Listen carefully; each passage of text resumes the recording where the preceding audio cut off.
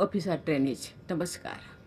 I congratulate each one of you for your joining the most aspired for service in the country. I am especially pleased to note that the share of women officers in this base is 41%. This has immense significance as an indicator and a driver of social challenge in our country. The All India services, especially the IS, have played a major role in the development of our country. Now that the country has entered into a higher orbit of development, the expectations from the IS are also higher. As IS officers, you will have the unique opportunity to work in diverse fields. On several occasions, you will be heading teams of experts in certain specialized areas. Therefore, the scope and space of your learning must be very wide and rapid. Your ability to adapt to different areas and situations has to be exceptional. Dear officers trainees, accepting status quo may often be the most convenient option, but not necessarily the best option. Recognizing when things need to change, having the convictions, ability, and courage to see it through in the markers of an effective civil servant. Your neutrality will be an indicator of your fairness. Your sensitivity will be the measure of your commitment to inclusivity.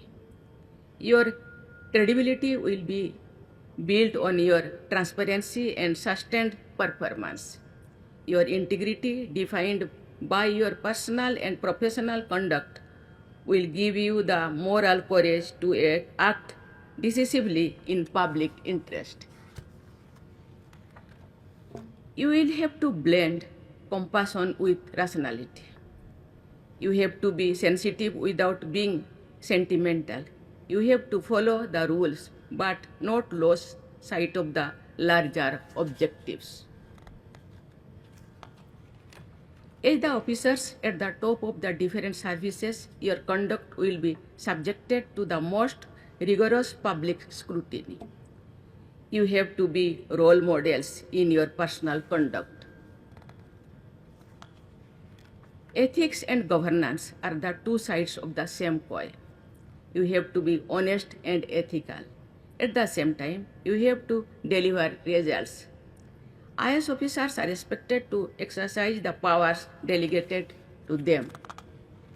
Dear officers trainees, addressing IS probationers in 1947, Sardar Vallabhbhai Patel had said, and I quote, "It will be your bounden duty to treat the common man in India as your own, or to put it correctly, to feel yourselves to be one of them and amongst them." This statement becomes especially relevant in the context of our ongoing national efforts for mental decolonization. Some remnants of pre-independence practices and behavior patterns still survive in certain areas of governance. Such practices must be eradicated. You have to contribute to these national objectives. प्रिय प्रशिक्षु अधिकारी, हमारी परंपरा में विद्यार्थियों को शिक्षा दी जाती है कि स्वाध्याय में प्रमाद नहीं करना चाहिए। प्रमाद का अर्थ है मानसिक आलस्य यानी मेंटल लेजीनेस। आप सबने प्रमाद नहीं किया है, आप सभी परिश्रमी और मेधावी है, ये सिद्ध हो चुका है। आप अच्छा अधिकारी बनने की आपकी यात्रा शुरू होती है। अच्छा अधिकारी बनने के लिए आपको निर्णय लेने में प्रमाद नहीं करना चाहिए। जनहित में निर्णय लेने वाले ईमानदार और निष्ठावान अधिकारियों की समाज में प्रतिष्ठा होती है। मैं आशा करती हूँ कि एक अच्छे अधिकारी के रूप में आप स्वयं को सिद्ध करेंगे और प्रतिष्ठा अर्जित करेंगे। निर्णय ना लेना नैतिकता नहीं है।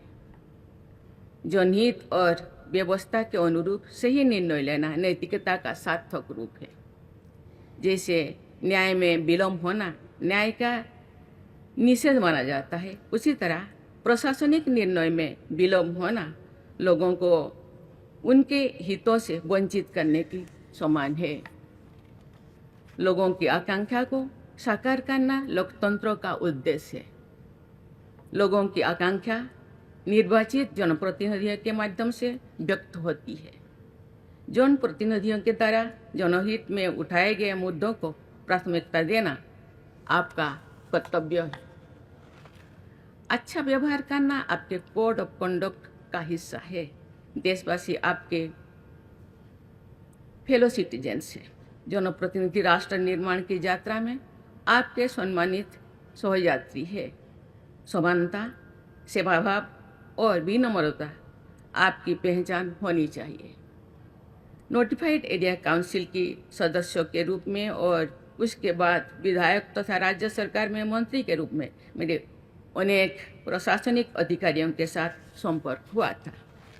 जिन अधिकारियों ने जन कल्याण के विषय पर संवेदनशीलता और प्रतिबद्धता के साथ सहयोग किया था, उनके प्रति सम्मान का भाव मेरे हृदय में सदैव बना रहेगा।